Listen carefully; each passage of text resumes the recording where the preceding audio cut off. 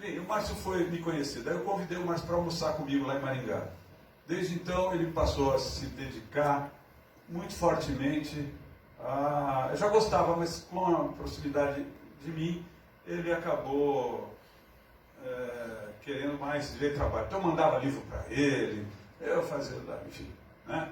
E aí o Márcio passou no concurso do tribunal, eu já puxei o Márcio para o meu gabinete. Isso em 11, né, Márcio? Sim. E aí o Márcio ficou meu assistente. É um menino que trabalha muito bem, de forma muito competente, utilizando sistemas assistivos de voz que falam que está na tela do computador. E ele produz tanto quanto qualquer assistente, muito pontual e de altíssima qualidade, porque o Márcio sempre foi muito estudioso. Não é só para concurso que ele estuda, sistematicamente há alguns anos, ele sempre foi estudioso. Né? É que nós sabemos que para passar em concurso tem que estudar sistematicamente, o Márcio fazia isso, ele vai contar para vocês como. Né?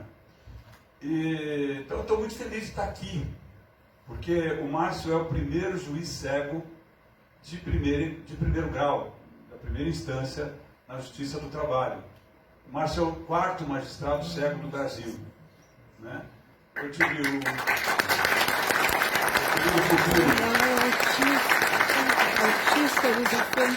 o privilégio de ser o primeiro, mas não era legal ser o único. Então a coisa ficou mais bacana quando outras pessoas romperam esse tabu.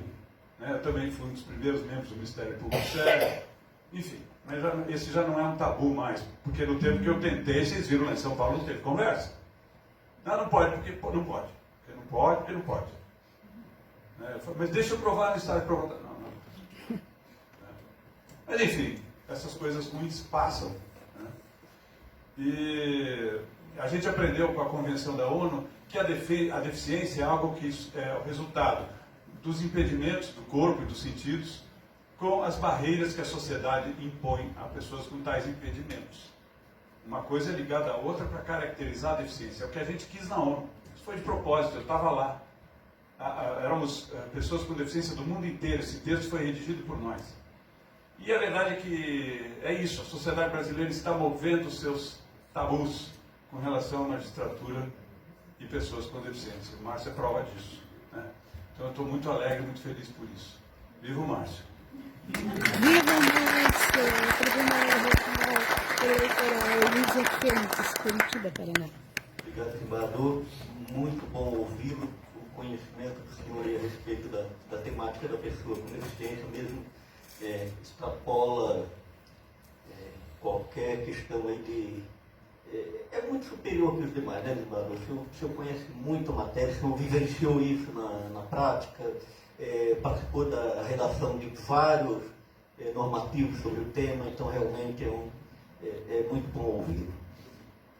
Professora Ana Maria, e como que é essa convivência da senhora com o desembargador Márcio, com o desembargador Ricardo, perdão?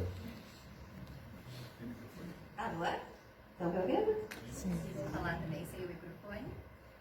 Eu estou aqui do lado direito do palco, para quem está no palco, e do lado esquerdo para quem me vê, da plateia. Eu sou uma mulher branca, cabelos castanhos, mas aloirados. A gente vai mudando as cores do cabelo, né? Mas eu estou vestindo uma camisa preta, uma saia colorida, e estou muito feliz, agradeço o convite aqui para a gente conversar sobre como é o dia a dia. E principalmente eu gostaria de não falar das deficiências, mas falar das eficiências. Pensar que as pessoas não podem ser resumidas, ser diminuídas a um título. O Ricardo é cego. Teu marido é cego. Ponto. Na verdade, é muito mais.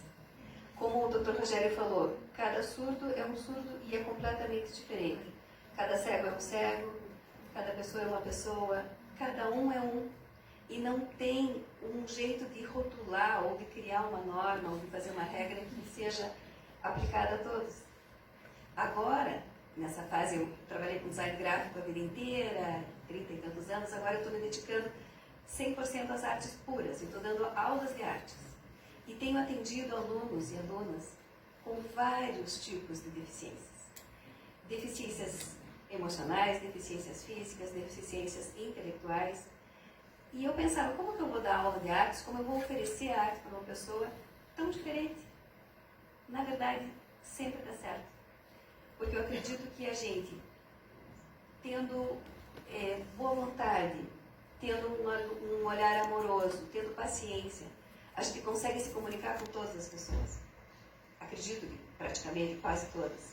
Até hoje, só um caso de um menininho autista, um alto grau de autismo, que eu não consegui mesmo. Ele não quis pintar, ele acabou ficando só brincando e preferiu brincar lá fora. E os pais estavam juntos, e foi assim o único caso. Mas muitas crianças têm vindo, adultos.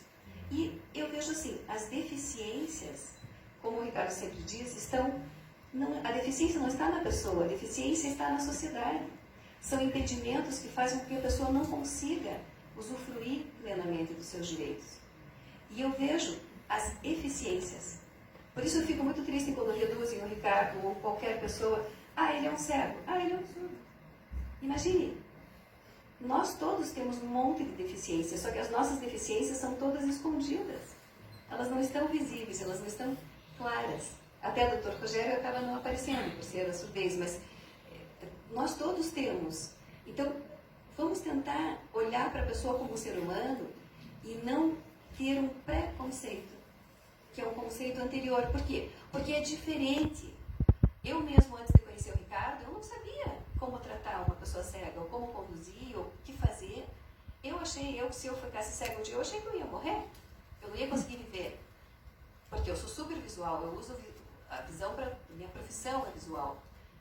E aí, conhecendo o Ricardo, eu comecei a ver, não, espera aí, ele consegue viver, ele se mexe, ele vai nos lugares, ele é um desembargador, ele tem uma competência muito grande, mesmo não tendo a visão. Então, por que ter um preconceito? Porque a gente tem, na verdade, a gente desconhece. Eu acredito que a base de tudo isso é a ignorância. E eu admito que eu era muito ignorante sobre todos os tipos de deficiência, que agora eu venho convivendo mais. E a partir do momento que você começa a conhecer e dar a chance de conhecer as pessoas, e o que a pessoa precisa para se comunicar, o que ela precisa para exercer alguma atividade que você possa ajudar, ou que você possa ensinar, você começa a entender que é muito maior. A diversidade humana é muito maior do que a gente possa imaginar. Cada ser humano é um ser humano. E as deficiências são muito complexas. E são muito simples, porque no final nós todos somos humanos. Conversando com a Mirella, que é tetraplégica, que foi secretária de Curitiba, da pessoa com deficiência, ela me disse que fizeram uma grande pesquisa em Curitiba inteiro para saber quem são as pessoas com deficiência, onde moram, qual é o tipo da deficiência, as conversas com as mães, com os pais, para que um ônibus especial fosse até a casa da pessoa para levar para a fisioterapia, levar para o médico e tal. Criaram rotas, né, de ônibus especiais para isso. E aí uma das mães disse para ela, a Mirella é uma pessoa que é tetraplégica, acho que vocês conhecem, né, Mirella Prosdócio. A mãe disse para ela que também tinha uma filha tetraplégica como ela, mas que não era o problema. E a Mirella disse, não é problema? Ela falou, não, eu tenho 3 filhas. A minha filha caçula é tetraplégica, assim como você. E é uma menina feliz. Óbvio que ela tem suas limitações, mas ela consegue ser feliz, ela tem as amigas, vai para o colégio. A minha filha mais velha é extremamente depressiva. Já tentou suicídio, é uma adolescente muito complicada, é quem me preocupa. Então vejam, se a gente fosse ver as 3 filhas, ia pensar que o problema e que o mais cuidado deveria ser para a filha que estava na cadeira de rodas. E no final não era. Então, as deficiências, os problemas, os sofrimentos, o que passa dentro de cada um é muito pessoal. Agora, mudando um pouco o assunto. Nós tratamos as pessoas da forma correta? Não sei. Eu mesma, cada dia, me pego ainda com preconceitos e às vezes falando errado ou tentando pensar pelo outro. Então, o que eu poderia dizer para vocês dessa minha convivência já de mais de 8 anos com o Ricardo? Como que é o dia a dia? Quantas vezes nós estamos juntos num restaurante e o garçom vem para mim, com o cardápio, obviamente, e diz assim, a senhora sabe o que ele vai querer comer? Então, isso não, no restaurante não tanto, assim, no passaporte, vai para renovar o passaporte, Ele dá o documento, mostra, ela olha o documento, não entende direito, né? Como que pode, né? Uma carteira daquelas, né? Com o selo da República, olha para mim, olha para ele e diz assim: a senhora pode pôr ele sentadinho ali naquela cadeirinha? Que horror. Então, reduzindo sentadinho numa cadeirinha. É muito cruel, porque o que acontece? Eu digo: não, a senhora pode falar direto com ele. Então, eles vêm conversar comigo como se o Ricardo não fosse nada. Né? Não é só por não ser cego, é como se ele fosse surdo, como se ele fosse uma pessoa intelectualmente desprovida, que não conseguisse se comunicar e responder. E isso é muito cruel, porque puxa, é só perguntar. Então, o que eu acho assim? A gente mesmo pode perguntar. Né? Por exemplo, um amigo chega, você não sabe, tem uma deficiência, né? Lembra do Caribé? Foi entrar no carro. Eu abri rápido a porta da frente, achando que para ele seria melhor a porta da frente. Daí ele me olhou e disse assim: não, para mim é melhor a porta de trás, porque eu me seguro e entro. Ele usa cadeira de rodas. Então, por que eu não perguntei? É melhor sentar na frente ou sentar atrás? Eu já fui deduzindo da minha cabeça que era melhor na frente. Então, você tira a liberdade da pessoa, como diz o Ricardo, é um desaforo, né? Você tira o foro. Você tira a liberdade e a escolha da pessoa dizer como ela quer ser tratada e como ela pode se comunicar. Por isso que eu vejo aqui, por exemplo, vocês todos trabalham, muitos, né, com pessoas e no Tribunal Eleitoral. Quantas pessoas vão estar atendendo pessoas ou treinando pessoas que vão atender as pessoas que vão votar? Vão vir pessoas com as mais diversas deficiências. Já tendo uma pessoa com deficiência na mesa e recebendo já é uma coisa legal, porque a pessoa pensa: que eu estou sendo visto, estou sendo, né, estão preparados para falar comigo. Porque nem sempre é assim. A maioria das vezes a gente fica na fila, as pessoas não se referem a você, ou fazem perguntas assim, diminuindo, né, a tua capacidade. No avião também, por exemplo: ele pode tirar o casaquinho, a senhora pode me dar o casaquinho, ele consegue guardar? Quer que eu conduza, né? Hoje, na hora, saindo do restaurante, o moço do carro: a senhora quer que eu conduza ele? Quer que eu ajude ele? Daí eu olho assim para o pedido: não, você pode falar com ele. Então eu percebo que o Ricardo está ficando irritado, lógico, está ficando chateado com essa situação, se sente muito mal. Às vezes está com bastante paciência e fica tranquilo, às vezes não está. E diz: senhor, pode falar comigo. Um dia eu te disse, né? Eu sou cego, mas eu não sou surdo, pode falar comigo. Então, são coisas que no dia a dia eu vejo que a gente consegue, quem sabe, baixar a principal barreira de todas, que seja essa barreira atitudinal. O preconceito que existe com o diferente. E eu tenho certeza que é porque a gente ignora e porque a gente, quem sabe, tenha medo.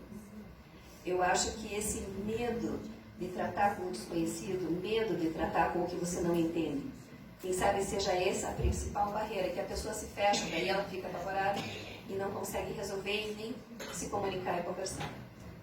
Então, o que eu digo assim, com bastante amor, com bastante humanidade, eu acredito que a gente vai evoluir cada vez mais, entender as diferenças, respeitar mais as pessoas, e eu acredito que o mundo vai ser melhor quando todo mundo tiver acesso a tudo, né? Puder transitar livremente, poder se expressar e estar livre no mundo para exercer as suas eficiências. E a gente enxergar a eficiência da pessoa, não enxergar o defeito ou enxergar a falta. Falta a visão, mas tem a audição, tem a memória, tem o raciocínio, né? Você vê as eficiências e não as deficiências. Quem sabe de nós mesmos, né? Porque nós também nos cobramos muito com as nossas deficiências. E somos todos humanos. Então, eu agradeço mais uma vez, parabenizo por esse evento e desejo que a gente seja cada vez mais amoroso com o próximo, mais humano. Obrigada.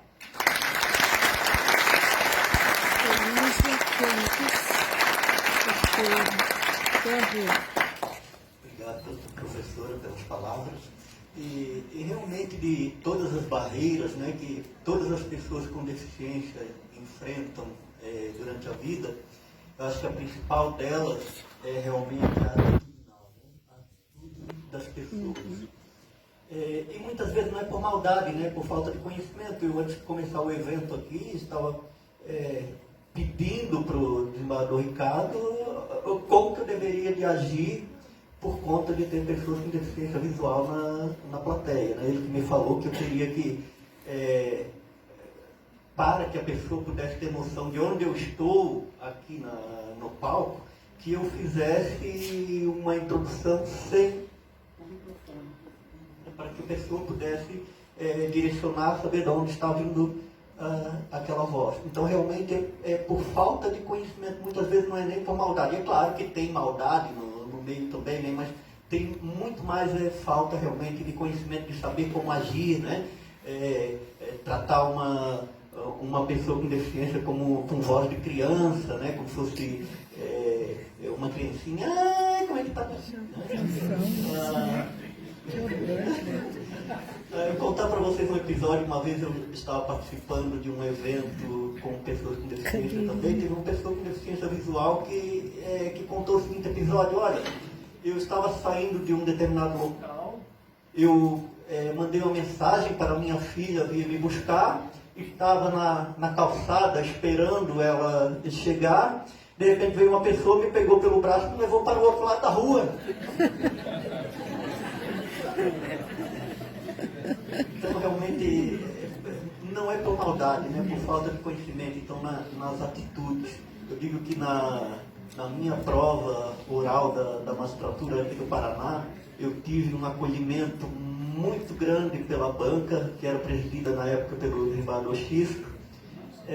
Eles foram conversar comigo, saber a forma como eles deveriam de fazer a arguição, né? Porque você imagina, a pessoa que não tem deficiência, a pessoa típica, já tem todas as dificuldades para ela fazer uma prova oral. Imagina um surdo, né? Que na minha época eram 13 examinadores em volta, 200 pessoas torcendo contra atrás, né?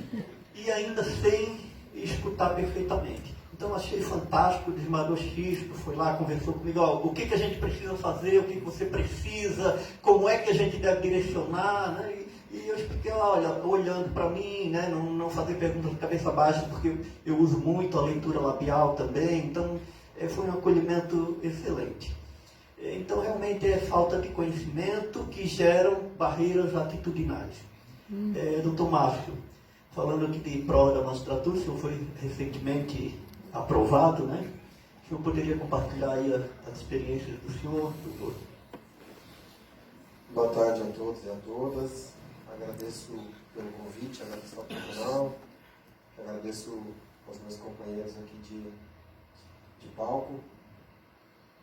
Falarei fora do microfone. Eu estou à direita, para quem está olhando para a gente, à direita do Dr. Rogério, que é à esquerda da minha esposa, Franciane. Eu sou um homem de 1,77 m de altura, tenho cabelos e barba castanho escuros, estou usando um terno cinza bem claro, com uma camisa branca e uma gravata num tom de azul um pouco mais escuro. Bem, eu sou uma pessoa com deficiência visual, uma deficiência adquirida. A minha deficiência visual ela começou aos 4 anos, quando fui vítima de um erro de diagnóstico médico, que resultou na prescrição de uma medicação que infelizmente eu sou alérgico, e em decorrência dessa prescrição eu tive uma doença chamada síndrome de Stevens-Johnson. É uma doença autoimune que provoca uma febre muito extrema, e eu cheguei ao que eles chamam de estágio terminal em decorrência da demora no diagnóstico. Então eu perdi todo o tecido de recolhimento do corpo, cheguei a perder as funções renais, a parte do meu rosto, da minha face, desapareceu todo o tecido, dava para ver a estrutura óssea mesmo do meu rosto. E os médicos diziam que caso eu sobrevivesse, eu ficaria muito disfuncional, com vários problemas fisiológicos, além de ficar com muitas cicatrizes e manchas. E cada um atribui, né, o resultado disso àquilo que acredita. Eu sou cristão, sou católico, e eu acredito que foi um milagre mesmo, não era o meu momento de fazer a minha travessia. E assim que eu saí do hospital, ainda com 4 anos, eu saí com a visão que eu tenho hoje no meu olho esquerdo. No olho esquerdo eu consigo ver luzes e cores, então eu consigo ver o tom do meu terno, que é um cinza, o contraste com a manga da minha camisa, que é branca, mas eu não consigo identificar a fisionomia de nenhuma pessoa, eu não consigo contar dedos dessa distância de estou aproximadamente a uns 15 centímetros do meu rosto, já não consigo contar os dedos, eles foram levantados. Já do meu olho direito eu enxergava bem. E na sequência, isso a gente morava aqui em Curitiba, na sequência nós fomos para o interior. Lá eu cheguei a ser incluído na pré-escola, numa escola pública. Na sequência fui para a primeira série. E aí, em decorrência de um segundo erro médico, agora um erro oftalmológico, eu perdi a visão do meu olho direito, que era o olho que eu enxergava bem. Que era o olho que eu via no quadro, que eu assistia a televisão. E aí, naquele momento, isso em 1987, eu fui convidado a me retirar da escola pública em que eu estudava, que era na cidade de Sarandi, no interior aqui do Paraná, ao lado de Maringá. E eles disseram para os meus pais que eu deveria esperar a idade avançar para que eu voltasse para o ensino supletivo. E naquele momento não havia nenhum ensino integrado da pessoa com deficiência, no pré-88. Era um ensino segregado.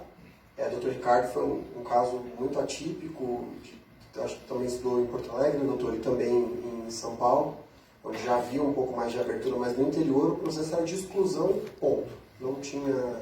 Se você não tem um instituto, se você não tem um centro específico para pessoa cega, você fica fora da escola até ficar mais velho, volta para o ensino supletivo, porque a gente faz de conta que te ensina e te dá não estou dizendo que todo mundo que passa pelo processo de supletivo não aprendeu, mas em relação à pessoa com deficiência era essa a visão, era uma forma de não ter que se haver com a necessidade de adaptação do material, etc. Nesse intervalo eu aprendi o Braille na casa de uma pessoa cega, um senhor que era mais velho, conhecido dos meus pais, e com 10 anos eu fui convidado a ir para a escola, mediante um projeto muito bonito de uma professora que virou minha segunda mãe, hoje ela já é falecida. Ela trouxe as pessoas com deficiência para dentro da escola no ensino regular, isso já depois da Constituição de 88, como havia aquela expressão preferencialmente, no artigo que trata da educação. Ela me levou para dentro da escola junto com mais colegas e eu passava a manhã na sala de aula regular e à tarde na sala de retorno, onde eu escrevia o meu material, fazia minha apostila, porque não havia livro didático em Braille, não havia nenhum tipo de adaptação. A sala de aula era mais para uma questão política, de marcar posição, de estar ali, e um outro aspecto que foi fundamental para a minha vida e que é pelo qual eu sempre defendo a educação inclusiva, a convivência com as pessoas que não tinham deficiências aparentes. Aquilo foi fundamental para mim, para me desenvolver como pessoa, e para eles também. Todo mundo que conviveu comigo foi tocado, e eu vejo que são pessoas que romperam com as barreiras do preconceito ao longo dessa nossa vida escolar. Vários deles são meus amigos até hoje. Há poucos dias estiveram aqui em Curitiba para a comemoração da minha aprovação agora no concurso. Dando um salto, eu passei então todo o meu ensino fundamental e o meu ensino médio nesse processo. No final do ensino médio eu fui para uma escola privada, eu concorri a uma bolsa. A minha colocação, tem até um detalhe interessante, que trata um pouco dessa questão do como é mais fácil às vezes dizer não. Quando eu me inscrevi, eu fui convidado a ir até a escola. Eu falei, bom, vamos conversar comigo sobre como vai ser a prova. Mas na verdade eles me convidaram para ir até lá para dizer que eu não ia poder fazer a prova, porque não tinha prova em Braille. E eles achavam injusto eu fazer a prova naquelas condições. E aí eu falei, poxa, mas eu queria fazer. E a moça falou, bom, esse moço está passando aqui atrás, eu vou chamá-lo, é o dono da escola. O senhor conversa com ele e vê o que vai dar. E naquele momento eu já queria fazer direito, foi a primeira vez que eu advoguei. E aí ele me perguntou, falou assim, o senhor acha que o senhor vai ter alguma chance fazendo matemática, física e química, fazendo a prova toda oral, quando os colegas vão fazer contas? Eu falei, olha, o que eu posso dizer para o senhor é que se eu fizer a prova, eu tenho pelo menos uma. Se eu não fizer, eu não vou ter nenhuma chance de fato. E aí ele falou, bom, esse argumento é irrefutável, você pode vir fazer a prova.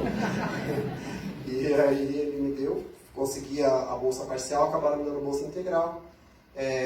Depois de concluir o terceiro ano e um ano e pouco de cursinho, eu fui aprovado no vestibular na Universidade Estadual de Maringá, em um tempo em que, infelizmente, o vestibular ainda não era adaptado, não havia reserva de vagas para pessoa com deficiência na universidade. Então foi uma coisa assim, foi uma conquista muito grande para mim. Assim, eu fiquei muito feliz, muito honrado de ter conseguido, e acabei sendo o primeiro aluno cego do curso de Direito na Universidade Estadual de Maringá, na UEM. E na universidade não foi diferente de tudo que eu tinha vivido na minha vida, porque lá também não havia livro em Braille. Naquele momento, a tecnologia já existia, que isso foi em 2002. mas eu era segregado da tecnologia em razão de uma barreira social. Minha família é muito humilde, nós não tínhamos dinheiro, nunca houve um computador na minha casa, então eu não tinha acesso aos meios tecnológicos que os colegas que já estavam nas grandes cidades tinham, que eles poderiam ir até um centro, ter acesso a essas coisas, eu não tinha acesso a nada. E aí, então, eu estava muito desanimado no curso de Direito, estava mais ou menos ali no primeiro semestre ainda, e uma professora me falou, olha, vai ter uma palestra no curso de pós-graduação em Direito do Trabalho, e quem vem falar é um desembargador, um procurador do trabalho, que ele é cego. E ele é amigo do professor Ivan, que é o coordenador do curso, e ela falou, meu marido é muito amigo do professor Ivan, posso conseguir tentar um contato ali para você falar com esse moço, talvez te ajude, porque ela percebeu que eu estava desanimado. E aí eu fui conhecer o Dr. Ricardo, como ele comentou, ele gentilmente me convidou para almoçar no dia seguinte, e ali a gente conversou uma tarde toda, tocamos ali um pouco também, era um barzinho que tinha música ao vivo, tocamos um violão junto, porque nessa época a minha mãe, ela trabalhava como diarista e eu como musicista na noite, fazendo voz e violão, para a gente conseguir pagar as contas. Assim. E aí o Dr. Ricardo me contou a história dele, e aí naquele momento eu saí de lá pensando assim, poxa, se ele conseguiu, eu também posso. Não sei qual vai ser o meu jeito, eu não sei qual vai ser o meu caminho, mas se deu para ele, também vai dar para mim. E aquilo me motivou de uma forma incrível. Assim. Eu achei que a gente ia se falar aquela vez e que ele nunca mais ia falar comigo. E pelo contrário, dali para frente ele virou realmente o meu mentor, um amigo. Eu brinquei com ele que meu pai morreu 4 anos antes de eu conhecê-lo e rapidamente foi substituído ali a minha figura paterna, a minha referência. Né? E o Dr. Ricardo efetivamente é isso para mim. Não vamos ficar aqui fazendo troca de rasgação de seda, mas é porque é genuíno, é um amor genuíno mesmo, assim, é uma amizade, um respeito, um amor muito, muito grande mesmo.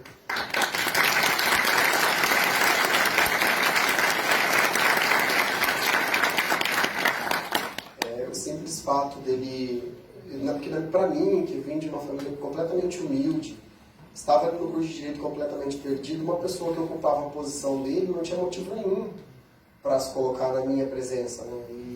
E aquilo fez muita diferença para mim, foi muito importante, assim, fico até emocionado, porque mexeu com o meu brilho, eu digo assim, falei, agora eu vou também.